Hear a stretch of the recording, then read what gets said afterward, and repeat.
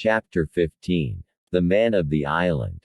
From the side of the hill, which was here steep and stony, a spout of gravel was dislodged and fell rattling and bounding through the trees. My eyes turned instinctively in that direction, and I saw a figure leap with great rapidity behind the trunk of a pine. What it was, whether bear, or man or monkey, I could in no wise tell. It seemed dark and shaggy. More I knew not. But the terror of this new apparition brought me to a stand. I was now, it seemed, cut off upon both sides, behind me the murderers, before me this lurking nondescript. And immediately I began to prefer the dangers that I knew to those I knew not. Silver himself appeared less terrible in contrast with this creature of the woods, and I turned on my heel, and looking sharply behind me over my shoulder, began to retrace my steps in the direction of the boats. Instantly the figure reappeared, and making a wide circuit, began to head me off. I was tired, at any rate, but had I been as fresh as when I rose, I could see it was in vain for me to contend in speed with such an adversary. From trunk to trunk the creature flitted like a deer, running manlike on two legs, but unlike any man that I had ever seen, stooping almost double as it ran. Yet a man it was, I could no longer be in doubt about that. I began to recall what I had heard of cannibals. I was within an ace of calling for help. But the mere fact that he was a man, however wild, had somewhat reassured me, and my fear of Silver began to revive in proportion. I stood still, therefore, and cast about for some method of escape, and as I was so thinking, the recollection of my pistol flashed into my mind. As soon as I remembered I was not defenseless, courage glowed again in my heart, and I set my face resolutely for this man of the island and walked briskly towards him. He was concealed by this time behind another tree trunk, but he must have been watching me closely, for as soon as I began to move in his direction he reappeared and took a step to meet me. Then he hesitated, drew back, came forward again, and at last, to my wonder and confusion, threw himself on his knees and held out his clasped hands in supplication. At that I once more stopped.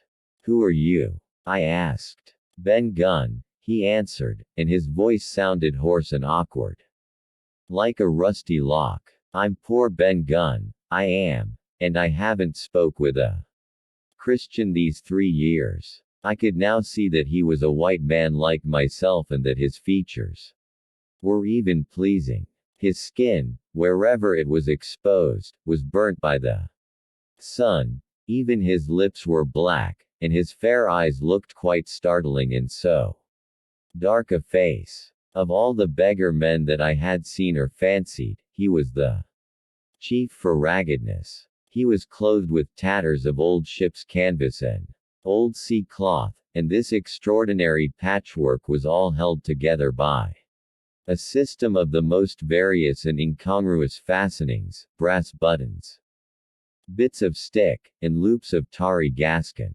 About his waist he wore an old, brass-buckled leather belt, which was the one thing solid in his whole accoutrement. 3 years. I cried. "Were you shipwrecked?" "Nay, mate," said he, marooned.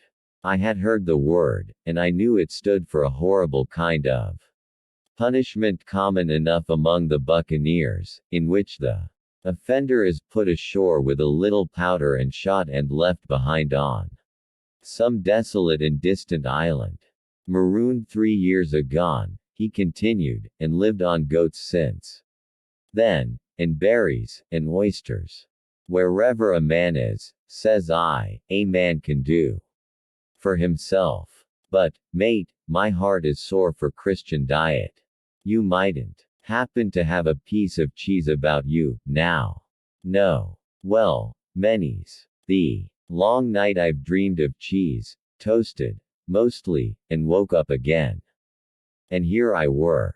If ever I can get aboard again, said I, you shall have cheese by the stone. All this time he had been feeling the stuff of my jacket, smoothing my hands, looking at my boots, and generally, in the intervals of his speech, showing a childish pleasure in the presence of a fellow creature. But at my last words he perked up into a kind of startled slyness. If ever you can get aboard again, says you. He repeated. Why, now, who's to hinder you? Not you, I know, was my reply. And right you was, he cried. Now you, what do you call yourself? Mate. Jim, I told him. Jim, says he, quite pleased apparently. Well, now, Jim, I've lived. That rough as you'd be ashamed to hear of. Now, for instance, you wouldn't think I had had a pious mother, to look at me? He asked. Why, no, not in particular, I answered. Ah, well, said he, but I had, remarkable pious. And I was a civil, pious boy, and could rattle off my catechism that fast, as you couldn't tell one word from another. And here's what it come to, Jim, and it begun with Chuck Farthen on the blessed gravestones. That's what it begun with. But it went further in that, and so my mother told me, and predict the whole, she did, the pious woman. But it were Providence that put me here. I've thought it all out in this here lonely island, and I'm back on piety. You don't catch me tasting rum so much, but just a thimbleful for luck, of course, the first chance I have. I'm bound I'll be good, and I see the way to. And, Jim, looking all round him and lowering his voice to a whisper, I'm rich. I now felt sure that the poor fellow had gone crazy in his solitude, and I suppose I must have shown the feeling in my face, for he repeated the statement hotly. Rich, I says. And I'll tell you what, I'll make a man of you, Jim. Ah, Jim, you'll bless your stars, you was the first that found me. And at this there came suddenly a lowering shadow over his face, and he tightened his grasp upon my hand and raised a forefinger threateningly before my eyes. Now, Jim, you tell me true, that ain't Flint's ship? He asked. At this I had a happy inspiration. I began to believe that I had found an ally, and I answered him at once.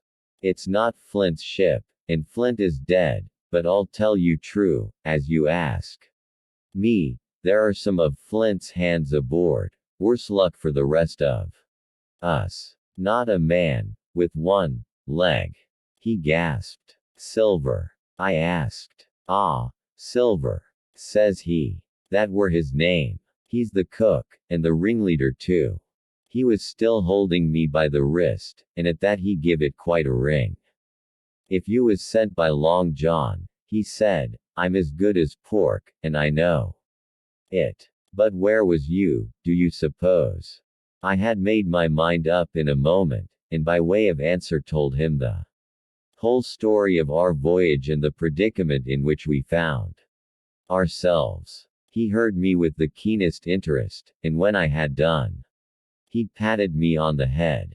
You're a good lad, Jim, he said, and you're all in a clove hitch, ain't you? Well, you just put your trust in Ben Gunn. Ben Gunn's the man to do it. Would you think it likely, now, that your squire would prove a liberal-minded one in case of help, him being in a clove hitch, as you remark? I told him the squire was the most liberal of men. Aye, but you see, returned Ben Gunn, I didn't mean giving me a gate to keep, and a suit of livery clothes, and such. That's not my mark, Jim. What I mean is, would he be likely to come down to the tune of, say £1,000 out of money that's as good as a man's own already? I am sure he would, said I. As it was, all hands were to share. And a passage home, he added with a look of great shrewdness. Why, I cried, the squire's a gentleman. And besides, if we got rid of the others, we should want you to help work the vessel home. Ah, said he, so you would. And he seemed very much relieved. Now, I'll tell you what, he went on. So much I'll tell you, and no more. I were in Flint's ship when he buried the treasure, he and 6 strong seamen. They was ashore nigh on a week, and us standing off and on in the old walrus. One fine day up went the signal, and here come Flint by himself in a little boat, and his head done up in a blue scarf. The sun was getting up, and mortal white he looked about the cutwater. But there he was, you mind, and the 6 all dead, dead and buried. How he done it, not a man aboard us could make out. It was battle, murder, and sudden death, leastways, him against 6. Billy Bones was the mate. Long John, he was quartermaster, and they asked him where the treasure was. Ah, says he, you can go ashore, if you like, and stay, he says, but as for the ship, she'll beat up for more, by thunder. That's what he said. Well, I was in another ship 3 years back, and we sighted this island. Boys, said I, here's Flint's treasure, let's land and find it. The captain was displeased at that, but my messmates were all of a mind and landed. 12 days they looked for it, and every day they had the worse word for me, until one fine morning all hands went aboard. As for you, Benjamin Gunn, says they, here's a musket, they says, and a spade, and pickaxe. You can stay here and find Flint's money for yourself, they says. Well, Jim, 3 years have I been here, and not a bite of Christian diet. From that day to this. But now, you look here, look at me. Do I look like a man before the mast? No, says you. Nor I weren't, neither, I says. And with that he winked and pinched me hard. Just you mention them words to your squire, Jim, he went on. Nor he weren't. Neither, that's the words. 3 years he were the man of this island, light and dark, fair and rain, and sometimes he would maybe think upon a prayer, says you, and sometimes he would maybe think of his old mother, so be as she's alive, you'll say, but the most part of Gunn's time, this is what you'll say, the most part of his time was took up with another matter. And then you'll give him a nip, like I do. And he pinched me again in the most confidential manner. Then, he continued, then you'll up, and you'll say this, Gunn is a good man, you'll say, and he puts a precious sight more confidence, precious sight, mind that, in a gentleman born than in these gentlemen of fortune, having been one himself. Well, I said, I don't understand one word that you've been saying. But that's neither here nor there, for how am I to get on board? Ah, said he, that's the hitch, for sure. Well, there's my boat, that I made with my 2 hands. I keep her under the white rock.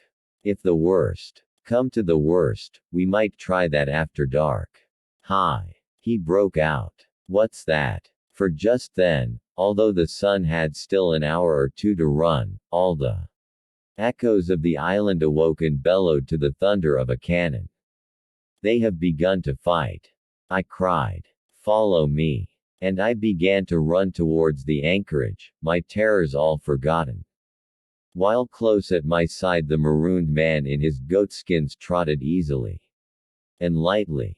Left, left, says he, keep to your left hand, mate Jim. Under the trees. With you. There's where I killed my first goat. They don't come down. Here now, they're all mastheaded on them mountings for the fear of Benjamin Gunn. Ah. And there's the Siegmery cemetery. He must have meant. You see the mounds. I come here and prayed, nows and thens. When I thought maybe a Sunday would be about due. It weren't quite a chapel, but it seemed more solemn like. And then, says you, Ben Gunn was short-handed, no chapling, nor so much as a Bible and a flag, you says. So he kept talking as I ran, neither expecting nor receiving any answer. The cannon shot was followed after a considerable interval by a volley of small arms. Another pause, and then, not a quarter of a mile in front of me, I beheld the Union Jack flutter in the air above a wood. The end.